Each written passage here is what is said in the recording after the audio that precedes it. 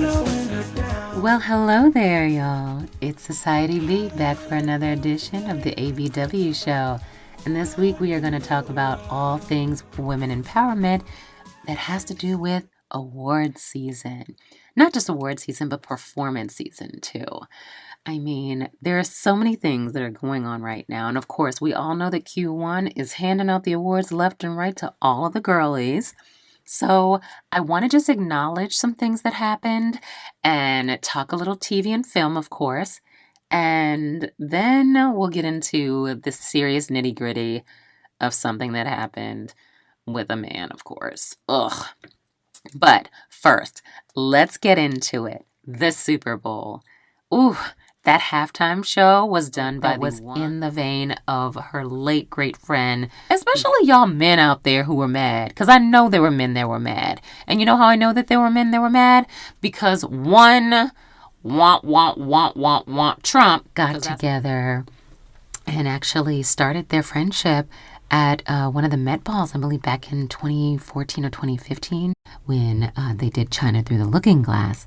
And they both basically just fell in love with each other and stayed and remained friends. They were always inspired by one another. And I think this was a fantastic tribute because Andre Leon Talley didn't really get the flowers that he deserved while he was here. Not necessarily from the Black community, but the fashion community knows that he is top tier and always has been. But obviously he came to not be at Vogue magazine anymore. And there was a bit of a falling out with his former boss. I was going to say Miranda Priestley. That is not her actual name. It's actually Anna Wintour, and we knew that. And as many people in the fashion industry knows, Andre was definitely the vision to Anna Wintour's sunglasses. She didn't really know much about the fashion industry as in depth, the heritage, the backstory, the history of it all, different garments and styles and ages. And he did. He studied that. He went to France. He went to Spain. He went to Paris. He traveled all over. He was great friends with Diana Vreeland. And it is bittersweet to not only have Rihanna honor him like that on such a global stage, but also she did this right when she started singing Umbrella, because the Andre Leon Talley team then posted on Instagram on his page the exact lyrics from Umbrella. When we shine, we gonna shine together. Told you I was always gonna be your friend. Stick it out till the end. And I love that. That was such a beautiful tribute. Not only did Rihanna rock that beautiful replica of that coat, the actual original red puffer coat that was owned by Andre Leon Talley, wound up going up for auction just a few days later, the day after Valentine's Day, at Christie's. Yes, Christie's auctioned off the entirety of Andre Leon Talley's estate, and the red puffer coat that he so famously wore time and time again and was photographed in many times sold for $25,200. Everybody wanted this coat, including me. I definitely put in 4 bids. Obviously, I was outbid. But whoever won it, I hope that you wear it, keep it, and store it well, and it does not get snatched from you anytime soon. So to all of the people that were up early for the auction, went in person, kudos, congratulations if you were able to get anything. The bidding was going extremely fast at one point. You could barely get, you meaning me, I could barely get a bid in online before it was gone, and it was up by, maybe $3,000 in seconds. So if you've ever wanted to go to an auction or, see what that part of life is like, you're more than welcome to sign up for a Christie's account. They will verify you and you are welcome to take a look. It is quite fascinating. I want to make note that there were 3 pieces in that auction that actually went for incredibly, incredibly high prices, and as they should have. 2 of them were Andy Warhol paintings that he had. Both paintings each sold for $95,000. And then also his vintage Louis Vuitton case that had his initials, ALT, on them, that he actually holds in the Sex and the City movie, the original one, sold for $44,000. All the proceeds went to Abyssinian Baptist Church, which is in Harlem, and also his home church in North Carolina. The total sales from the entire auction, which were both private sale and also the Christie's live auction online, totaled $1.3 million. So that is a really good amount of money to go to such great and wonderful churches. If you don't know too much about Andre Leon Talley, definitely pick up his book, In the Chiffon Trenches.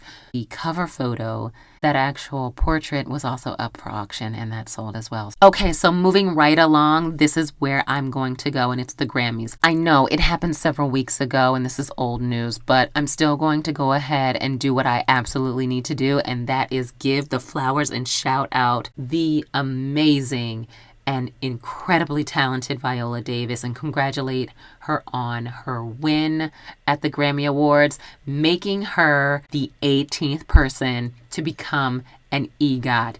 You guys, this is a rare moment. It is very hard to get an EGOT. And even though it seems like people are winning them all the time, John Legend is an EGOT, so is Jennifer Hudson.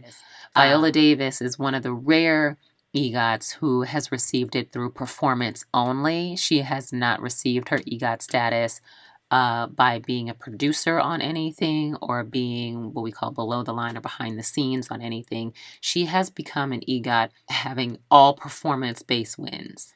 This woman is just incredibly talented. She is being seen and honored for her work. And not for nothing, I am very proud and honored that Viola is a chocolate girl. This is a dark-skinned woman who is winning these awards and is being up for it, because in this business, that is a big challenge. It is something that you have to fight against, not just being a Black woman, but being a dark-skinned Black woman. And I am just so glad that she is getting the flowers, getting the recognition, and I want her to continue to do so. So, in case you were wondering how Viola made it to be the 18th person in history to achieve the very coveted EGOT status, I will give it to you right now. Here's the rundown. Viola won her first Tony Award back in 2001 when she was in King Hedley II. And then she received her second Tony when she was in the Broadway revival Offenses. She then, after that, in 2015, became the first person of color, which, she became the first person to win an Emmy for Best Lead Actress in a Drama for her role on How to Get Away with Murder. And the reason why I'm saying she is the first person to do that, she is the first person of color, male or female or otherwise, to win an Emmy for that. That is only preceded by her later following up the fact that she won Best Supporting Actress for the Oscar in the cinematic adaptation Offenses. And what happened there is that she reprised her role in the play version of Fences and brought it to the screen and became the Oscar winner there. It is also great to note that also does not happen that often, where one person has played the role on Broadway, then has been able to play that same role in the movie, because a lot of times they do recast the roles going from theater to film, but she was able to obviously keep that role because it was perfect for her and still age appropriate for her. And not only for her to do that, but also to win the Oscar for the same role is remarkable, and that is quite rare. I feel like maybe only one or two other people have ever done that or ever been able to do that. So that is an achievement in itself. And when I'm saying like it is an achievement in itself, and it's very rare for that to happen, if you take a look at them working on The Color Purple now, obviously The Color Purple movie was not the same as the stage show because they happened so far apart. But now anybody who has seen the stage show with any of those casts, most of the people that were cast in the stage show are not going to be in the film playing in the same roles except for Fantasia. Fantasia is reprising her role as Celie in The Color Purple in the film version, and she also played on Broadway as well. However, she did not win a Tony for that, so even if she does win an Oscar for The Color Purple in this new film version, she will not be one of the people that I'm explaining right now, which is what Viola Davis has done. Anyways, so there we have her. So there we have her Emmy, her Oscar, and her Tony. And what wrapped it up at this year's Grammys was she won the Grammy Award for narrating the audiobook of her memoir, Finding Me. This is a very popular way of actually receiving a Grammy Award if you are an actor, is by reading your own audiobook. I believe that Whoopi Goldberg has also won this award this way.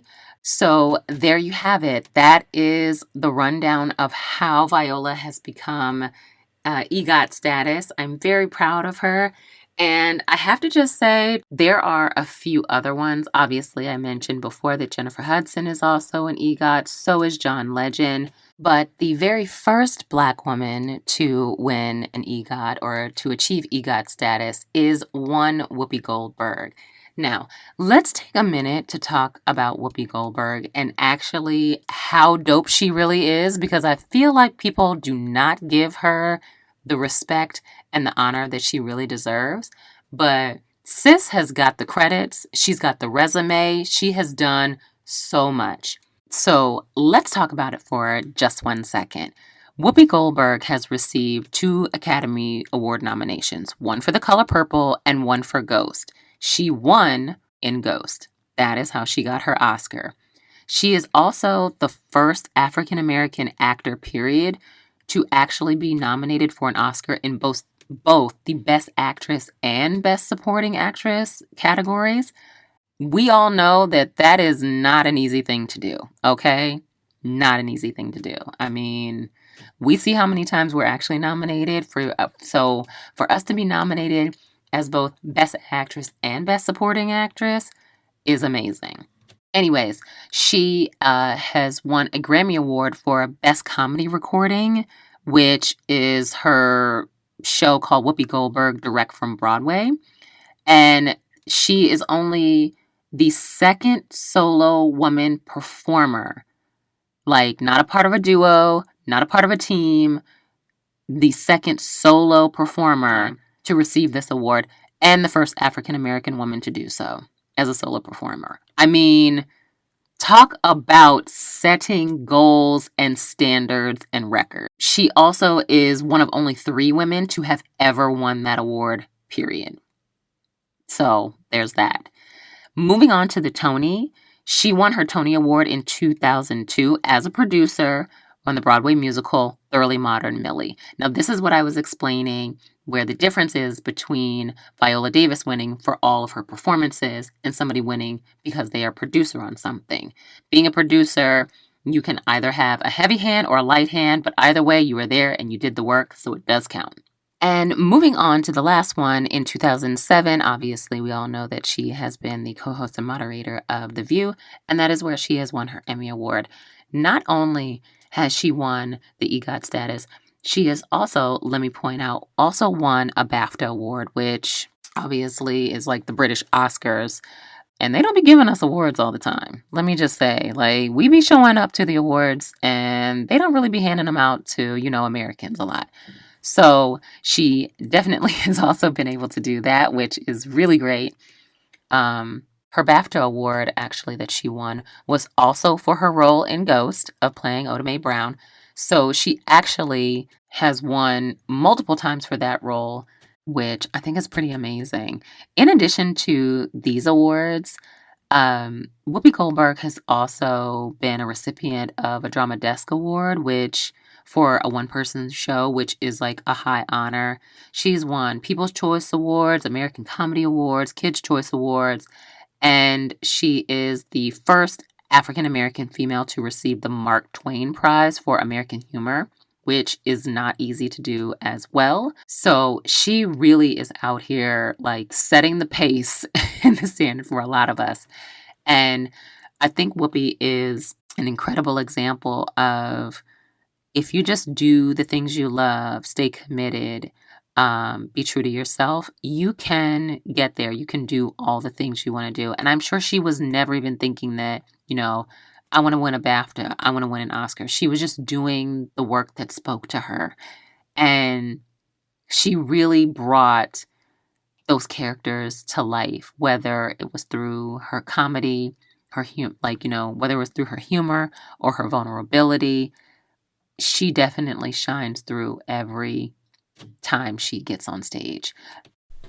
And with that, we're going to move over to the TV and film segment. I got to talk about my Black films, and the one I'm going to talk about, since we are already discussing the great and fantastic Whoopi Goldberg, I would like to point out and discuss one TV show that she is actually starring in right now in season 2. It's called Harlem, and it's on Amazon Prime.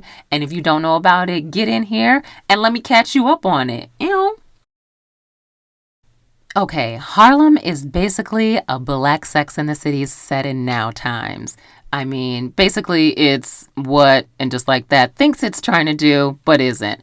Harlem is brought to us from the creative mind of one Tracy Oliver. And yes, you do know who Tracy Oliver is. Tracy has brought us Girls Trip. She also wrote Barbershop The Next Cut, and also a little-known TV show from back in the day that was like an online thing that kind of became like a sensation called The Misadventures of an Awkward Black Girl, that starred who? Issa Rae? Oh my gosh, yes. She was definitely a writer on that. She was also an actress in that. She was a stuck-up girl. And she moved on to do Survivor's Remorse, First Wives Club, obviously the aforementioned Girls Trip, and now she's working on Harlem. Harlem is centered around 4 good girlfriends that are headed up by the, centralized character, Camille, who is played by the beautiful Megan Good, who is friends with 3 other fantastic women who are basically just trying to live their lives while mishaps, love, relationships, and crises happen all around them.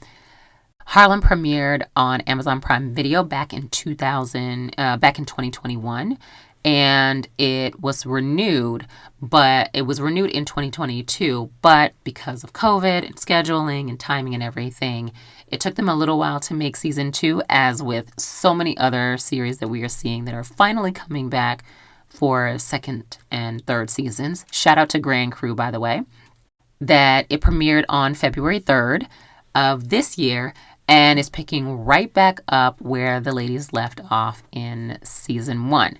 The story is centered around Camille, who is played by Megan Good, one of her very rich and well-to-do designer friends, Grace Byers. There is her I want to be a star, I gotta make it, super talented sex pot, Angie, who is played by Shonika Shanday. And then there is Tye, who is the lesbian app creator and on her way to be millionaire, who is getting derailed by a personal problem, played by Jerry Johnson. The rest of the cast is filled with beautiful and interesting people as well, in addition to Whoopi Goldberg and Jasmine Guy, and also Rick Fox shows up in there too. So definitely catch it if you have not seen it yet. It is a great binge. And also, I want to go ahead and spotlight the costume designer that is on Harlem. Her name is Deirdre Govan, and she has been in the styling and costume design game for, I believe, 30 years. And sis is on point. I mean, I love everything that she's doing with this. It is bringing forth so much of each character's personality. It's authentic. It feels very grounded in the culture of Harlem, the culture of New York, the culture of young Black women who are on the go, up and coming, well-to-do. It is just fantastic. It is beautiful. Every episode, I'm like, I need to get that. I need to buy that. Where can I get this from? She definitely features a lot of Black designers, which I really appreciate. And she just makes it just look so effortless that these people are perfectly dressed to their personality, and I love her. So shout out to her, and I wish that I could have Deirdre Govan dress me every day. I mean, girl, come over. Let's look in my closet. Tell me what I need to keep. Tell me what I need to buy. Let's talk. Oh, I love it. Anyways, back to the explanation of this show. The show is very, very cute. Megan Good's character, Camille, actually works as a university professor. Basically has, a man that she left, a fine man, by the way. She has a fine man that she left on the sidewalk one day and was like, no, I can't come with you to go and follow your dreams and be in love with you. I'm going to stay here and I'm going to follow my career and do my own thing. Turns out that was not exactly what she wanted, because when we start this series, that man is coming back right on into her life to further complicate things. And he's got a fiance. But that's all I'm going to say about that. Y'all gonna have to finish watching that storyline, because it is juicy, it is great, it is good, and there are people taking their clothes off and doing sexy things to each other, and I love it. I love this cast of characters. I love the way that the series is written, and I am so excited that they are releasing the episodes. They released 4 episodes at the premiere this year, at the premiere of season 2 this year, so you can kind of binge a little bit. Then they release 2 more, they're going to release 2 more, and then they're going to release 2 more, which is like one of those, oh my gosh, hurry up, I can't wait for the next episode to come out. That I am very much and so into this show and love the characters and the way that they are written, that I am willing to wait to see what's happening in this journey, to see where these people are going, who's going to end up with who, and girl, how'd you wind up in that bed? That's what I want to know. And if you know, you know. And if you know, we need to talk about it. But anyways, I'm not going to spoil any more of this show. It is fantastic. You guys have got to check it out. It is on Amazon Prime. It is streaming now. I believe at this point there are probably 6 episodes out, but there might be 8 now. But it doesn't even matter. If you haven't even seen it, start with season 1, binge it, and catch up to the rest of us. Okay? And now that we are still talking about TV and film, I have to circle back to my girl Viola. I mean, yes, I know. I just told y'all that she won an EGOT. But let's get into Sis's resume, okay? Because she's got some good ones, and some of those films have been up for a lot of awards and all of that, including The Woman King, that is finally out on HBO Max. I'm going to need y'all to go see it. If you have not seen it, please do. Anyways, let's get into Miss Viola Davis, one EGOT Viola Davis's resume. So I first knew about Viola Davis when she obviously popped up in Antoine Fisher as Antoine's mother, who was despondent and addicted to drugs and things like that. And she said very little in that role, but her performance was performing. You hear me? It was performing. But there are a few things that she did before that where I didn't realize it was her until I went back and watched them. Mainly this movie called Nights in Rodanthe. And she actually plays the friend in this movie. And it wasn't until I went back and watched it a little while later that I was like, oh my gosh, I didn't even remember that Viola Davis was in this movie. Because, of course, when we think somebody is an overnight sensation where they go from something like Antoine Fisher to Get On Up to Doubt to Widows to, How to Get Away with Murder to The Help to Fences to Ma Rainey's Black Bottom to The Woman King, we think that's just an overnight success. And it's like, oh, she just got on. No. Viola has been doing the damn thing for a long, long time.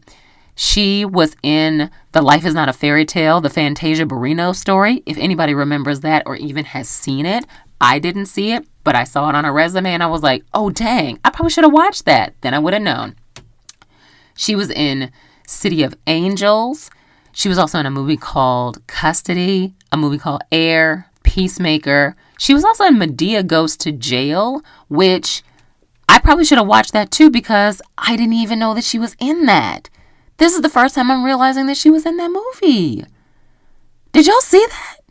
Did anybody see it? Did they know what she played? Oh my God. What? I'm going to have to go back and watch it now. But this is what I'm saying. All this overnight success is never overnight. People are always working. They are always booking jobs, booking roles, big and small, until they finally are recognized by bigger people, bigger platforms, bigger things.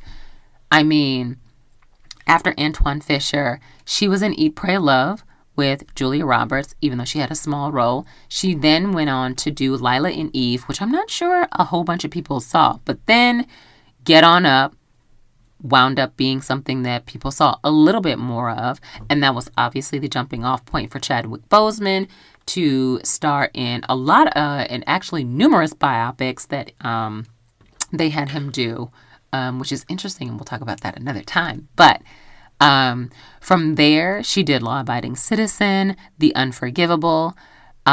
She wound up doing just so many things. Her resume crosses over from comedy to rom-coms to suspense to adventure to crime to just the surreal to the powerful, the deadly, all of it, even to the First Lady. That's all I gotta say. Anyways, that is going to wrap up the TV and film segment. Let's shift over into Valentine's Day, because that definitely happened while we've been apart. And I hope you had a great Valentine's Day. Mine was fantastic, actually. I didn't feel sad. I didn't feel alone. I didn't feel any of those things. I've gotten to a place where, it could be just another day or it could be a day of love. And I choose for it to be a day of love, and that is celebrating myself. But that is not what I wanted to talk about.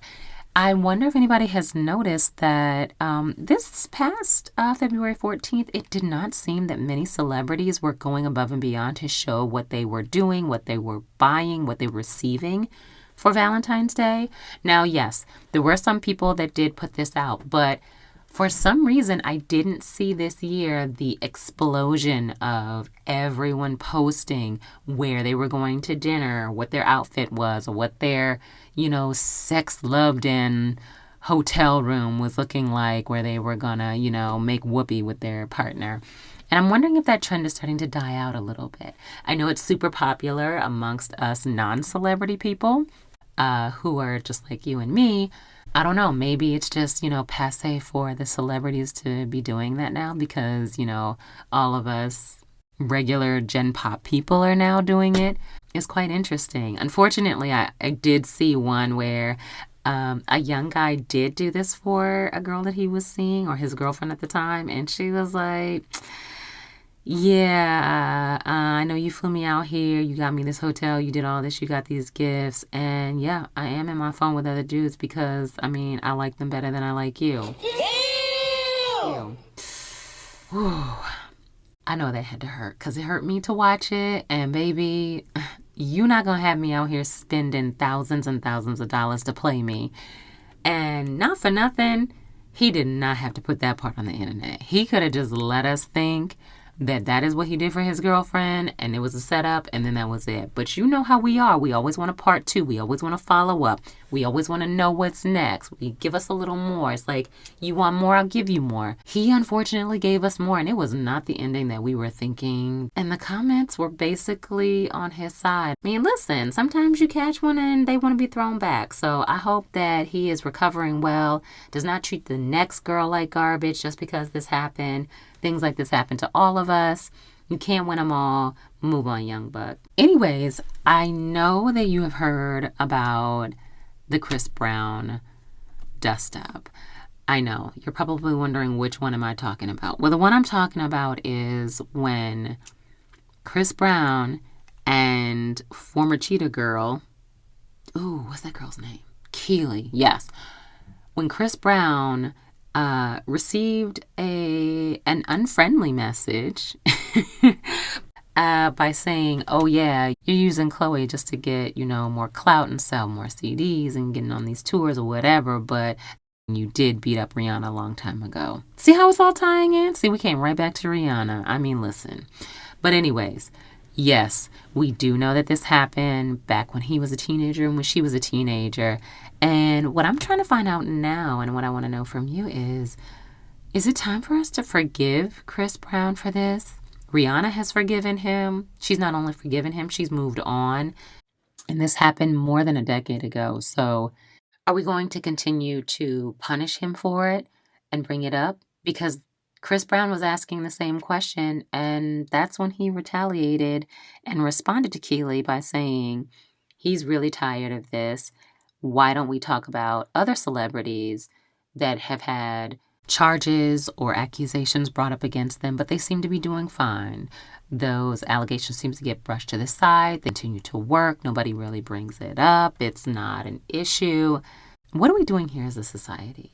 I mean, it seems that we are letting some still popular celebrities slide, and we're not letting others. Is it fair for us as a society to continue to kind of condemn Chris Brown and not see it for him and not support him anymore when plenty of people still support R. Kelly? And not only still support him, still play his music, deny the allegations, even though there was video there. I think the same thing can be said about Dr. Dre. The incident between him and Dee Barnes that happened back on January 27th, 1991. For those that don't know, Dee Barnes is an MC and a journalist, and she also hosted a show called Pump It Up, which was a hip-hop show on Fox back in the day, episode where she interviewed Dr. Dre. And obviously, this is during the time of the beef between NWA and Ice Cube. There were comments that were apparently made on that show, or she played a clip during the segment where Ice Cube was on and they were talking about NWA that actually sparked this heinous assault from the retelling of what happened. Damages of over $10 million and claims that last January at a Los Angeles club, Dre assaulted her, grabbing her hair, slamming her face and body into a wall, and kicking her in the ribs.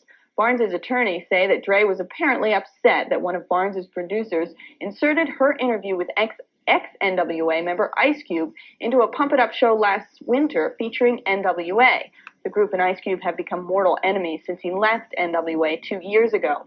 NWA's independent publicist Norman Winters says, quote, "I know Dr. Dre is a gentle soul, the loving father of a baby boy. I can't imagine him treating any lady in anything but a gentlemanly fashion." For context, the other members of NWA did know about the incident that occurred, and they were interviewed by MTV shortly after, where MC Ren did not mince words. That's what she get. I hope she get it again. She got beat down. The host of that show, did something. She know what she did and got beat down, and I hope it happened again. See you around, buddy boy. Just for context, Dr. Dre was not a part of that interview because at the time, his then-girlfriend, singer Michel'le, was giving birth to their son. Even after the incident happened, the police were called, and there was a warrant that was issued for Dr. Dre's arrest, which he did respond to. He was charged with assault and battery, of course. He ended up pleading no contest, and that resulted in him basically just getting a $2,500 fine, and he received 2 years of probation with community service. Also, sidebar, Dr. Dre's girlfriend, Michel'le, even though she was giving birth at the time she also has accused Dr. Dre of many years of abuse and spoke about that either in the Lifetime story that she did of her life and also in the documentary Surviving Dre.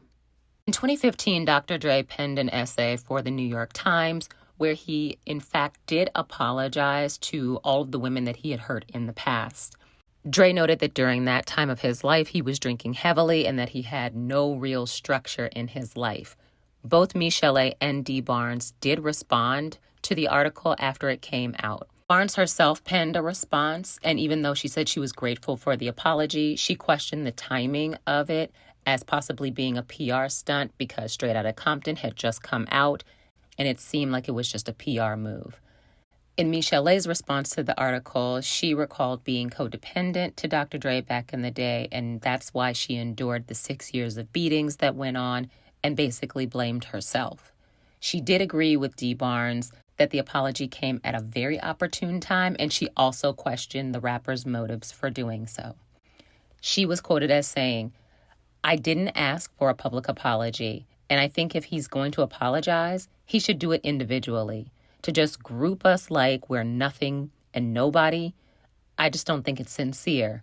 Treat us like we have names." Dr. Dre has been able to move forward and go on, and now he's done Beats by Dre. He has produced many albums. He is the mind and the support behind, artists like Eminem and 50 Cent. And even just so recently, when we just had the Grammys, he now has an award in his name. There is now a Hip Hop Pioneer Award, the Dr. Dre Global Impact Award. I already feel really bad for any woman that is going to be up for this award and potentially win it in the future, because it's a little ridiculous, isn't it? But this is the same thing that we're saying about Chris Brown. Do we or should we forgive Dr. Dre and not Chris Brown? Can we? Have we? Or do we just forget about it because he gave us awesome headphones and, musical artists who have given us bangers over the years and have been certified platinum and triple platinum and all of in diamond status? Or should we not let him live from that mistake? Where do we draw the line? When do we forgive people? How do we move forward? How can they atone for that? Are they atoning for just being better at their craft and putting their head down and focusing and never having another incident? Or are they atoning for giving us amazing headphones and, all of these other great artists that they have brought under their tutelage? It's really weird. Are we leaning on the fact that because a lot of these instances happened so long ago, that a lot of the young people that are around now either don't know or don't remember them happening, so we should just let it go? But because we all remember the Chris Brown incident with Rihanna, we can't let that go. But it's just kind of like, where do we draw the line? What do we do? This one is going to be a question for a long time. And I have to say, I in no way condone any kind of sexual assault or abuse towards women or men for that matter, because there are men that are also abused and they are less likely to come forward. They are less likely to be believed. However, I have known people who have been in sexual assault situations. I've known people who have been in abusive situations. I myself have been in an emotionally abusive relationship in the past. So I'm bringing this up and just wanting to talk about it, not to say that I'm blaming anybody. I'm not victim blaming. And I'm not saying that any of these men who have done these deeds should be getting off scot-free. But if we are supposed to be forgiving and giving people second chances and all of this, why can we not give some people second chances when we give others 100 chances? It's just something to think about. And it's really tricky and nuanced and just complicated and complex. And I wish we weren't even talking about it. But that's kind of what happened in the news, so here we are. Okay, guys, we're going to take a little break and we'll be right back with Cinderella Syndrome. That's my friend. I got to take this. Just give me 1 second. Hello? Girl, Hey, Cece. I'm in the middle of taping my show right now. What's up? you know I'm just calling to give you the rundown on some of the stuff that I've heard in the streets in this past week. Okay, make it quick. What's up? Did you know that Da Brat is pregnant? She's about to have a baby with her partner. I mean, she showed up on the Sherry Shepherd show the other day, and she was flat out, stomach pow, out to there. Sherry was excited. The whole audience was excited. I can't wait to see what they're going to have.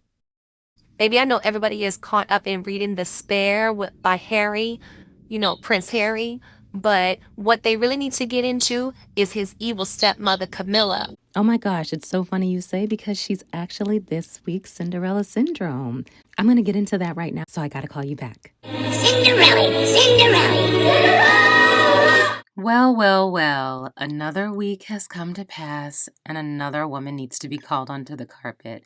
And this week, it's going to have to be the Queen Consort, Camilla Parker Bowles, or whatever her name is now. But we're just going to call her Camilla Parker Bowles because that's how we've always known her. Camilla, my darling, you have spent a lifetime trying to get into the good graces and pretty much the good trousers of one Prince Philip, now King Charles. And you've managed to do that by devious ways, let us just say, because we all know about the cheating scandals and tampon gate. And now that you have been able to secure your place in the castle, there's a little bit of a problem. With the coronation coming up soon, Charles and Camilla have decided that they are going to actually take one of the crowns that they already have in storage and repurpose it as them trying to be sustainable. The only problem with this is crown that they have chosen is Queen Mary's crown, which has a very controversial diamond in it called the Kenora diamond that was set in it. So Camilla has decided that she is not going to wear that diamond because of all the controversy, but is instead going to have it reset with 3 diamonds named the Cullinan 3, 4, and 5. These were a part of Queen Elizabeth's personal jewelry collection, but the bigger issue is that these diamonds were sourced, shall we say, from South Africa back in 1900s, and basically what happened is they unearthed one of the largest raw diamonds, rough diamonds ever in the world, and had it broken down into about 9 large pieces and about 60 plus other smaller stones. Sounds great, but most of those stones were then put in a scepter for King Edward, and the other diamonds were then kept in the royal family as theirs.